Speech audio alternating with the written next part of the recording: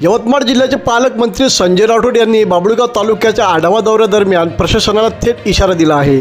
जर नागरिकांच्या तक्रारी संबंधित अधिकाऱ्यांची चूक आढळली तर त्या अधिकाऱ्याला जागेवरच निलंबित केले जाईल, असा स्पष्ट आणि कडक इशारा पालकमंत्र्यांनी दिला आहे.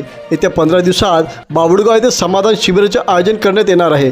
या शिबिरात वरिष्ठ अधिकाऱ्यांच्या उपस्थितीत नागरिकांच्या तक्रारी ऐकल्या जाणार आहेत आणि जर चौकशीत दोषी सिद्ध झाला तर कारवाई तात्काळ जागेवरच करण्यात येईल. मंत्रीच्या या वक्तव्यामुळे प्रशासनातील अधिकाऱ्यांचे धाबे चांगलेच दणाणले असून आता सर्वसामान्य नागरिकांचे लक्ष या समाधान शिबिराकडे लागले आहे. नागरिकांच्या समस्यांवर खरोखरच तातडीने न्याय मिळणार का हे पाहणे आता महत्त्वाचे ठरणार आहे. मी 15 दिवसानंतर बाभुळगावला जिल्ह्याचे जिल्हाधिकारी, एसपी, त्याच्यानंतर सोबत सीओ आणि जिल्ह्यातले पूर्ण वरिष्ठ अधिकारी यांना घेऊन दिवसभर या ठिकाणी लोकांच्या समाधान करण्यासाठी येणार आहे.